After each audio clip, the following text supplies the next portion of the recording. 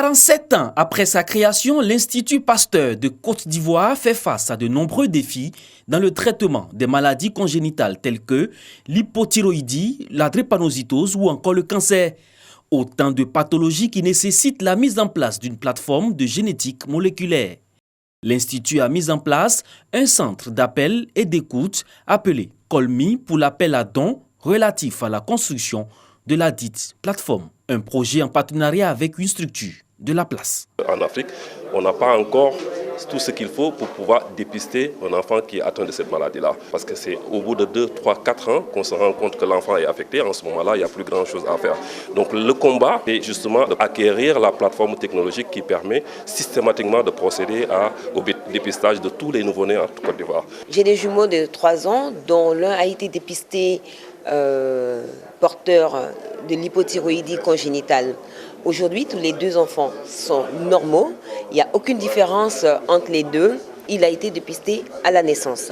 Donc, s'il n'avait pas bénéficié de ce dépistage-là, aujourd'hui, j'aurais eu un enfant serpent, comme on le dit ici en Afrique. Les maladies génétiques congénitales, c'est à la naissance. Pour dépister précocement et donc prendre en charge ces enfants beaucoup précocement et leur permettre de vivre normalement.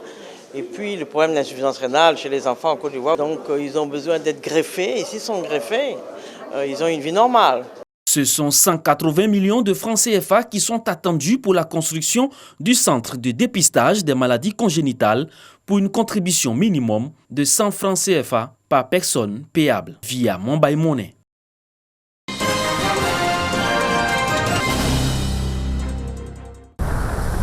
La mer avance de 1 mètre en moyenne par an en Côte d'Ivoire. Une avancée non constante qui peut aller jusqu'à 10 mètres. Cette menace, due au changement climatique et à l'action de l'homme, engendre d'énormes conséquences sociales et économiques. Il faut donc sensibiliser la population. D'où une formation à l'attention des journalistes des villes côtières du pays. L'initiative est du projet de gestion du littoral, West Africa Coastal Areas Programme. Qui informe mieux, c'est bien les journalistes. Leur voix est démultipliée. Et donc c'est pour cela que la presse, les médias sont véritablement importants pour le projet WACA. C'est un projet dont une des composantes essentielles concerne la sensibilisation. Plusieurs modules ont été abordés pour permettre aux journalistes de se familiariser avec le vocabulaire du milieu côtier. Que le WACA invite les médias à s'approprier la problématique, pour nous c'était quelque chose d'essentiel. Parce qu'avant de répartir vers la communauté, vers la population, pour leur parler de la problématique, il fallait d'abord que nous-mêmes on s'approprie la question. Donc c'est pour ça que j'ai dit que nous sommes vraiment contents d'être là. Le projet WACA apparaît pour nous comme une bouée de sauvetage qui permettrait d'endiguer cette érosion déjà et puis d'envisager un avenir meilleur du point de vue du cadre de vie des populations. Le cap est mis sur Port-Boué, la commune balnéaire, pour se rendre compte de l'effectivité des menaces. Par le passé, quand on parlait de résilience, on voyait un mot qui était un peu trop grand. Mais il n'est pas aussi grand que ça. Il s'agit des mesures qu'il faut prendre pour pouvoir prévenir les dangers, n'est-ce pas, de l'érosion côtière. Il y a des ravages tels que le cas de l'Aouk Manda qui nous a été présenté. Il faut donner, n'est-ce pas, l'information de sorte qu'on puisse éviter toutes ces catastrophes.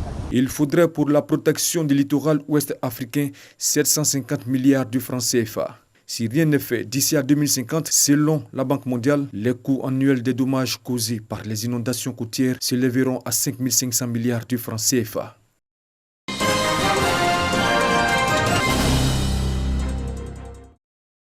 Histoire du Conseil constitutionnel ivoirien, 1994-2014. Titre de la dernière parution du professeur Ouraga Obou. 25 années après sa création, il était temps de marquer un arrêt pour réfléchir sur le fonctionnement de cette institution qui traite des questions juridiques.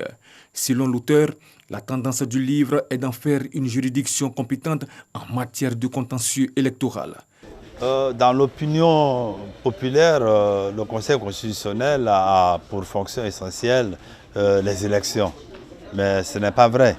Le Conseil constitutionnel est le garant de l'état de droit, puisque c'est le Conseil constitutionnel qui contrôle toutes les institutions, notamment, plus particulièrement, le Parlement qui édicte la loi.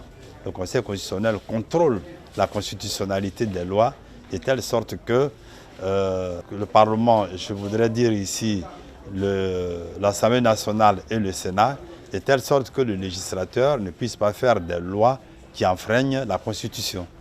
À travers ce livre qui compte 296 pages, il ne s'agira pas pour le lecteur de retracer toute l'histoire de la juridiction constitutionnelle. Ancien membre du Conseil constitutionnel, le professeur Ouraga Oubou est une référence en matière de droit.